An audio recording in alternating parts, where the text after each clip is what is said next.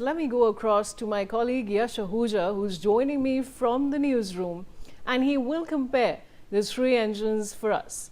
Yash, over to you.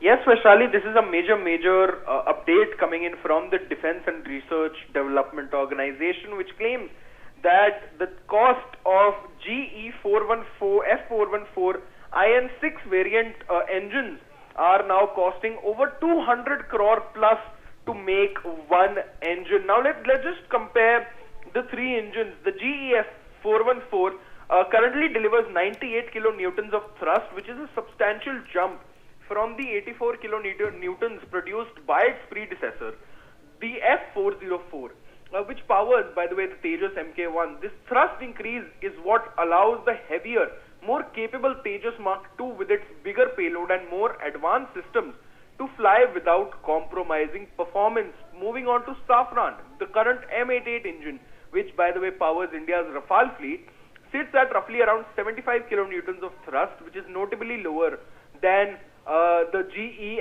F414. This is the legacy engine. It isn't being offered for Tejas Mk2 or AMCA in its current form. Moving to Rolls-Royce, currently there is no RR fighter engine being compared. RR's offer is a clean sheet design, so there is no existing in-service thrust to figure out sight.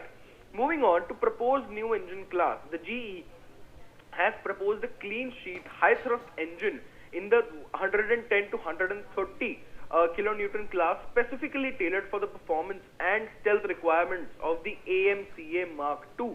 This isn't just a tweaked F414, it is pitched as a fresh new design, but one that stays within the F414 broader thrust lineage. Safran and India's GTRE are jointly developing a new engine in the 120 to 140 kilonewtons range. It is notably the widest and potentially highest thrust band among the three offers, giving it some headroom advantage on paper for the AMCA. Now moving to Rolls-Royce.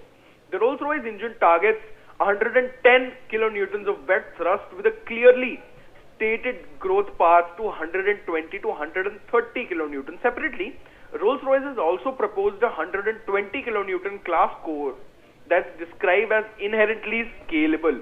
Moving on to design basis, GE's approach leverages the F414's architecture, since the AMCA airframe itself is already being designed around the F414 physical form factor. This, minimizes structural redesign and reduces both integration risk and development timelines. Safran.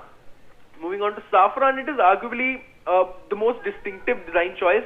Safran has committed to matching the F414's exact physical dimensions, roughly 4,000 millimeters in length and 1,100 millimeters in diameter, including identical mounting interface, creating a true plug-and-play power plant. The intent is that any aircraft currently using the GE F414 could have the Safran engine installed with minimal or no airframe modification, which is very, very important when it comes to developing and taking these engines and jets forward. Moving on to Rolls-Royce, it is an entirely new design. It has taken the opposite philosophy from the GE.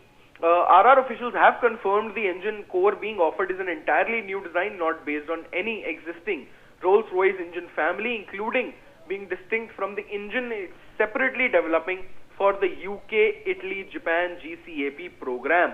Moving on to advanced technology angle, the GE pitch doesn't emphasize a novel propulsion concept. Its edge is continuity and lower integration risk, rather than a flashy new technology, since it aligns with the Indian Air Force stated preferences for incremental capability upgrades without disruptive redesign cycles. Safran, on the other hand, to stay competitive, it has enhanced its proposal in late 2025 by integrating adaptive cycle technology, which is engineering aimed specifically at meeting AMCA's super cruise and fuel efficiency requirements. Moving on to the Rolls-Royce, the RR's strongest technical differentiator is its variable cycle engine. It's a concept which is widely regarded as more advanced for long-range efficiency and mission adaptability. Back to you. Thanks for those details, Yash. And now for a comprehensive and valuable perspective. Joining me is Group Captain UK Devnath. He's a former Air Force officer. Group Captain Devnath, welcome. And how significant is the GE F414 engine deal for India's fighter aircraft modernization plans?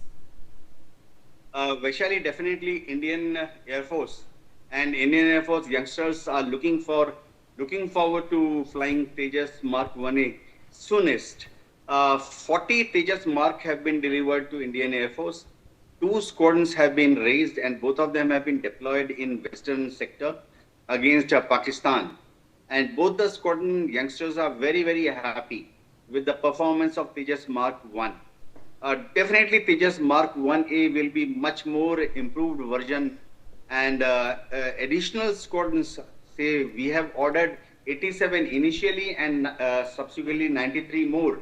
So 180 Tejas Mark 1A would be required to be inducted into Indian Air Force in next 5 to 7 years in a staggered manner.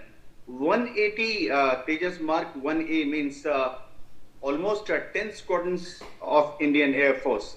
Definitely there is a need to induct these Tejas Mark 1A at the earliest. Indian Air Force fighter squadron strength, which should be 42 squadron, has now dwindled down to 29 squadron. In say next 7 to 8 years, 12 fighter squadrons of Indian Air Force will be mothballed. It includes 5 squadrons of Jaguar, 4 squadrons of Mk-29 and 3 squadrons of Mirage 2000. So suppose there is no induction of any fighter aircraft, theoretically speaking, in next 10 years, our squadron strength will dwindle down from 29 squadron at present, minus 12. That is only 17 squadrons left with Indian Air Force by 2035. So we need to induct Tejas Mark 1A at the earliest. Rafales, yes, they will also come. But remember, under Make in India, we want indigenously manufactured fighter aircraft, Tejas Mark 1A, after that Tejas Mark 2, and in future, AMCA. So Vaishali, Indian Air Force is in a very critical stage. Safran engine, will that be suitable? It is yet to be tried on test bench.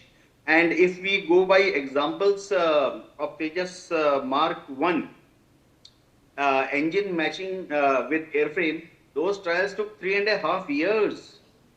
First, it has to be married on a static ground test bed. Then it has to be fitted on an aircraft. Then taxiing tests have to be done. Ground handling tests have to be done. Only then it can fly the first sortie. So going by that logic, in case we are, now we have to depend upon Safran for Tejas Mark 1A, then we are looking forward to a delay of anything like 3 years plus perspective. Yes, Vaishali? And Group Captain Devnath, I also want to know from you now, is developing a completely indigenous engine still a realistic option, or will foreign collaboration always remain essential? Yes, Vaishali, DRDO, that is GTRE Kolhapur, Jet Turbine Research Establishment, had done a good work on Kaveri engine project. They were supposed to develop it by 2012. But they couldn't do it till now. So even if today they are able to take out a successful engine, it will be a great boon for Indian Air Force. Yes. Thank you, Group Captain Devnath, for your time on NewsX. And now moving on. The 6 Rebel